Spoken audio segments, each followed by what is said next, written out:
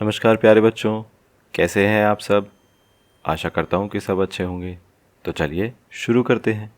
आज हम करेंगे वर्कशीट नंबर 67 यानी क्रियाकलाप 67। ये 21 सितंबर 2020 का है।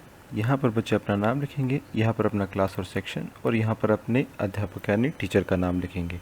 आज हम पढ़ेंगे सर्वनाम के बारे में।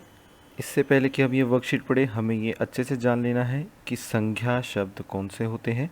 ठीक है, हम इस पे पहले एक वर्कशीट कर चुके हैं। अगर आप चाहें तो आप वीडियो के डिस्क्रिप्शन में दिए गए लिंक पर जाकर संज्ञा वाली वीडियो देख सकते हैं। मैं एक बार फटाफट से उसका रिवीजन करा देता हूँ। चलिए देखते हैं कि संज्ञा क्या होता है। किसी व्यक्ति, वस्तु, स्थान या भाव के नाम को हम क्या कहते हैं? संज्ञा कहते हैं। यानी जब भी आप किसी चीज़ का नाम लिख रहे हैं तो वो क्या है? संज्ञा। किस किस चीज़ का नाम? किसी व्यक्ति का या किसी वस्तु का, किसी स्थान का या किसी भाव का। अब सर एक एग्जांपल ले लेते हैं फटाफट से। व्यक्ति का नाम जैसे कि राम, श्याम, सोनू, मोनू, तो ये आप जब भी देखेंगे ये क्या है? ये संज्ञा है। किसी वस्तु का नाम लिखा हो जैसे किताब हो गया, फ़ोन हो गया, कुर्सी हो गया, टीवी हो गया, तो ये भी संज्ञा है। या किसी स्थान यानी जगह का नाम लिखा हो जैसे दिल्ली हो गया, आगरा हो गया, या स्कूल हो गया, घर हो गया, ये भी सारी जगहें हैं यानी ये स्थान है, तो इनके नाम को भी हम संज्ञा कहते हैं। या किसी भाव यानी जब आप कोई भावनाएं दर्शा रहे हैं जैसे प्यार की भावना, गुस्से की भावना, आपको भूख लग रही है तो वो भी एक फीलिंग यानी भावना होती है। या मानवता, ये भी एक भावना है। तो जब भी आप कोई भाव दिखाते हैं वो भी क्या है? संज्ञा है। ठीक है, चलिए हमें पता चल गया संज्ञा क्या है, हमने रिवाइज कर लिया है। अब हम इस वर्कशीट को शुरू करेंगे। नीचे लिखे गए अनुच्छेदों को पढ़िए। अनुच्छेद मतलब ये 2 पैराग्राफ यहाँ पर लिखे हुए हैं। चलिए एक बार एक एक करके इनको पढ़ लेते हैं। कमल एक लड़का है। कमल 9 साल का है। एक बार कमल आगरा घूमने गया। कमल ने आगरा में ताजमहल देखा। कमल ने आगरा में बहुत मज़े किए। ठीक है, ये भी हमने पढ़ लिया। अब इधर वाला पैराग्राफ यानी इधर वाला अनुच्छेद पढ़ते हैं। कमल एक लड़का है। वह 9 साल का है। एक बार वह आगरा घूमने गया। उसने वहाँ ताजमहल देखा। उसने वहाँ बहुत मज़े किए। ठीक है, हमने ये दोनों अनुच्छेद पढ़ लिए हैं। क्या आपने इन दोनों अनुच्छेदों में कोई अंतर महसूस किया? इनके लिखने के तरीके को देखिए। चलिए एक बार हम देखते हैं। पहले पैराग्राफ यानी पहले अनुच्छेद में हमने देखा कि ये देखो, ये क्या लिखा हुआ है? कमल। कमल हमने क्या देखा था? संज्ञा में अभी क्या देखा था? ये एक व्यक्ति का नाम है, यानी ये क्या है? ये संज्ञा शब्द है।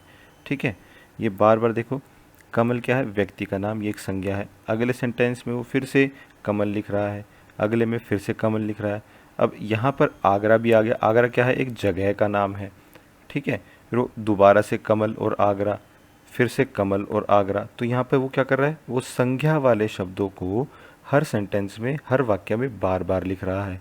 लेकिन इधर वाले अनुच्छेद में क्या हो रहा है? इधर उसने कमल एक बार लिखा, लेकिन उसके आगे वाले वाक्य में उसने क्या लिखा? वह। उसने कमल शब्द का दोबारा इस्तेमाल नहीं किया, उसने क्या लिखा? वह। आगे देखते हैं, एक बार वह, यहाँ पर भी। अब यहाँ पर उसने आगरा एक बार तो लिखा, उसके आगे क्या लिखा? उसने कमल के लिए लिखा उसने, और जगह यानी आगरा के लिए लिखा वहाँ। ठीक है, तो यानी इस वाले अनुच्छेद में वो बार बार संज्ञा वाले शब्द लिख रहा है। इस वाले में उसने संज्ञा वाले शब्द एक बार ही लिखे और उससे अगले वाक्य में कुछ और शब्द लिखे हैं। ठीक है, चलिए देखते हैं, आगे बढ़ते हैं। दूसरे अनुच्छेद में कमल के नाम की जगह किन शब्दों का प्रयोग किया गया है? अब देखो वो कह रहा है कि यहाँ पे जो ये जो दूसरा अनुच्छेद है, यहाँ पर कमल के नाम की जगह किन शब्दों का इस्तेमाल किया है? देखो पहले उसने इस्तेमाल किया वह, फिर दोबारा वह, फिर इस्तेमाल किया उसने, कि कमल ने क्या किया? उसने, फिर यहाँ पर दोबारा से इस्तेमाल किया उसने। तो वह और उसने उसने इस्तेमाल किया है। चलिए आगे देखते हैं। दूसरे अनुच्छेद में बार बार नाम वाले शब्द यानी संज्ञा शब्द, देखो अभी हमने रिवाइज किया ना, इसलिए मैं आपको कह रहा था आप एक बार ये रिवाइज ज़रूर करें। ठीक है, वो क्या कह रहा है कि बार बार नाम वाले शब्द यानी संख्या शब्दों को दोहराया नहीं गया। यहाँ पर उसने सिर्फ एक ही बार नाम लिखा, फिर दूसरे शब्दों का इस्तेमाल किया, बल्कि उसके स्थान पर कुछ अलग शब्दों को प्रयोग में लाया। जैसे कमल के स्थान पर उसने क्या लिखा? वह, उसने, वहाँ आदि। ठीक है, यानी जब जब वो पहले वाले अनुच्छेद में कमल लिख रहा था, दूसरे वाले अनुच्छेद में वो क्या लिख रहा था? कमल की जगह वह।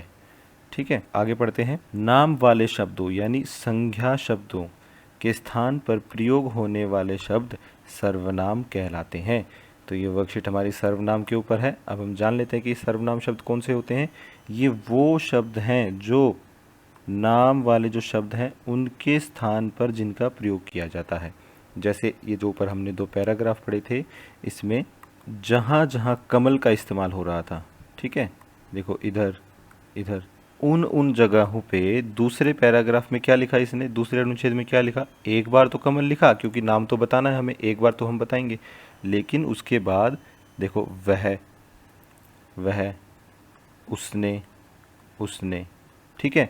तो इस वाले अनुच्छेद में हम ये कह सकते हैं कि सर्वनाम का उपयोग किया गया है और इस वाले अनुच्छेद में केवल संज्ञा का उपयोग किया गया है। यहाँ पर उसने एक बार संज्ञा यानी नाम वाले शब्द तो इस्तेमाल किए, लेकिन उसके आगे सर्वनाम का इस्तेमाल किया गया। और पढ़ने में भी समझने में भी ये वाला अनुच्छेद ज़्यादा अच्छा है और इसीलिए हम सर्वनाम शब्दों का इस्तेमाल भी करते हैं। एक बार हम दोबारा देख लें कि सर्वनाम क्या होते हैं।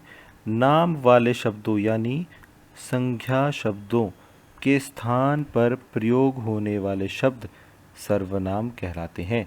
यानी वो शब्द जो हम संज्ञा शब्दों की जगह पर इस्तेमाल करते हैं वो सर्वनाम शब्द होते हैं। चलिए आगे बढ़ते हैं। प्रश्न 1, नीचे दिए गए अनुच्छेद को पढ़िए और उसमें आए सर्वनाम शब्दों को छांटकर लिखिए। वो ये कह रहा है कि दोबारा आप ये अनुच्छेद पढ़िए और उसमें सर्वनाम शब्द जहाँ भी आए हैं आपको उन्हें छांटना है और लिखना है।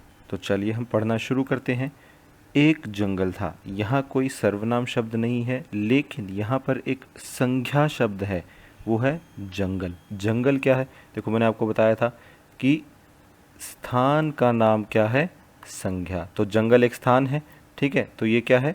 ये एक संज्ञा शब्द है। अब अगला सेंटेंस पढ़ते हैं। वहाँ पर एक बरगद का पेड़ था। अब देखो वहाँ जो शब्द है वो किसके लिए इस्तेमाल किया गया है? जंगल के लिए, ठीक है। जंगल क्या था? संज्ञा शब्द। तो जब संज्ञा शब्द के लिए कोई और शब्द का इस्तेमाल किया गया है उसको हम क्या बोलते हैं? सर्वनाम। तो ये वाला शब्द कौन सा हो गया? सर्वनाम। ये लीजिए, इसको मैंने हाईलाइट कर लिया। आप इस शब्द को अपनी कॉपी में लिख सकते हैं। जो जो वर्ड मैं हाईलाइट करता जाऊंगा आप अपनी कॉपी में लिखते जाना। वहाँ पर एक बड़ा बरगद का पेड़ था। बरगद भी क्या है? एक पेड़ का नाम है। चलिए देखते हैं, यानी बरगद भी संज्ञा है। आगे बढ़ते हैं। उस पेड़ पर, अब ये देखो फिर से वो यही कर रहा है। उस पेड़ यानी कौन सा पेड़? बरगद का पेड़। और बरगद जब एक संज्ञा शब्द था और अगले वाक्य में हमने बरगद का पेड़ ना लिखकर क्या लिखा? उस पेड़ पर, तो उस शब्द क्या हो गया? सर्वनाम हो गया, क्योंकि वो एक संज्ञा के शब्द के जगह पर इस्तेमाल किया गया है। चलिए आगे बढ़ते हैं। ये पूरा पैराग्राफ, पूरा अनुच्छेद हमने ऐसे ही करना है। पेड़ पर एक चिड़िया का घोंसला था, ठीक है। उस घोंसले, तो उस शब्द दोबारा आ गया हमारे पास। यहाँ पर एक किसके लिए इस्तेमाल किया गया है? चिड़िया के घोंसले। दोबारा यहाँ पर लिखने के लिए कि चिड़िया के घोंसले में उसने क्या लिखा? उस घोंसले में, ठीक है। तो चिड़िया की जगह उसने क्या लिखा? उस। आगे बढ़ते हैं। उस घोंसले में चिड़िया अपने 3 बच्चों के साथ रहती थी। आगे बढ़ते हैं। एक दिन जंगल में एक शिकारी आया। वह, अब ये शब्द देखो बेटा, वह क्या है? वह वहाँ चिड़ियों का शिकार करने आया था। वह कौन है? शिकारी। तो शिकारी शब्द क्या था? शिकारी शब्द एक नाम था, ठीक है, यानी ये एक संज्ञा था। और अगले वाक्य में हमने नाम का इस्तेमाल ना करके क्या शब्द इस्तेमाल किया? वह। तो वह शब्द भी क्या हो गया? सर्वनाम, क्योंकि ये संज्ञा, कौन सी संज्ञा? शिकारी के स्थान पर इस्तेमाल किया गया है। वह वहाँ चिड़ियों का शिकार करने आया था। जंगल में सभी जानवर मिलजुल कर रहते थे। जब सब जानवरों को शिकारी के आने के बारे में पता चला तो उन्होंने, अब ये शब्द देखो बेटा, उन्होंने शिकारी को डराकर भगा दिया। उन्होंने किन्होंने डराकर भगा दिया? सभी जानवरों ने। तो जानवर क्या है? तो वो एक संज्ञा शब्द है और उसके स्थान पर यहाँ पर क्या इस्तेमाल किया गया है? उन्होंने। तो उन्होंने क्या हो गया? संज्ञा के स्थान पर इस्तेमाल होने वाला शब्द यानी सर्वनाम हो गया। तो इस अनुच्छेद के हमने सारे सर्वनाम शब्द निकाल लिए हैं। अगर आपको ये ऐसा लग रहा हो कि सर समझ में नहीं आ रहा है तो एक बार वीडियो को पीछे करके एक बार दोबारा देखें, और फिर भी अगर नहीं समझ में आ रहा है तो आप नीचे कमेंट सेक्शन में ज़रूर लिख के बताएं कि आपको क्या समझ में नहीं आ रहा है, ठीक है, मैं उसका जवाब ज़रूर दूंगा। चलिए आगे बढ़ते हैं।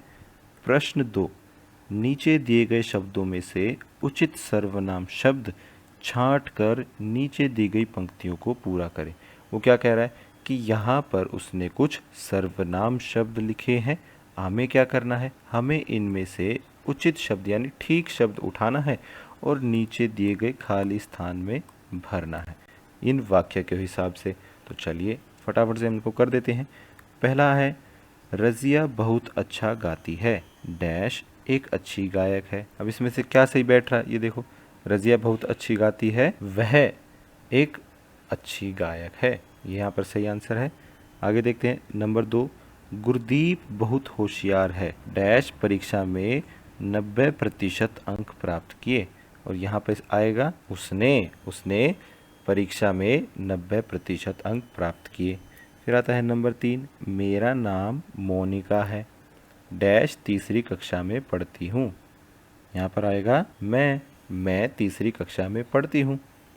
फिर आता है नंबर 4, जॉन अपनी मम्मी के साथ चिड़ियाघर घूमने गया, डैश उसने तरह तरह के जानवर देखे। तो चिड़ियाघर के लिए यहाँ पर सर्वनाम शब्द क्या हो जाएगा, वहाँ। ठीक है, वहाँ उसने तरह तरह के जानवर देखे। फिर आता है नंबर 5, गुलाबी रंग की फ्रॉक डैश बहुत पसंद है। यहाँ पर आएगा मुझे, यानी गुलाबी रंग की फ्रॉक मुझे बहुत पसंद है। आज की क्लास यहीं ख़त्म होती है। अगर आपके कोई डाउट्स हैं तो आप नीचे कमेंट सेक्शन में पूछ सकते हैं। कल फिर मिलेंगे, कुछ नया सीखेंगे। तब तक के लिए थैंक यू एंड जय हिंद।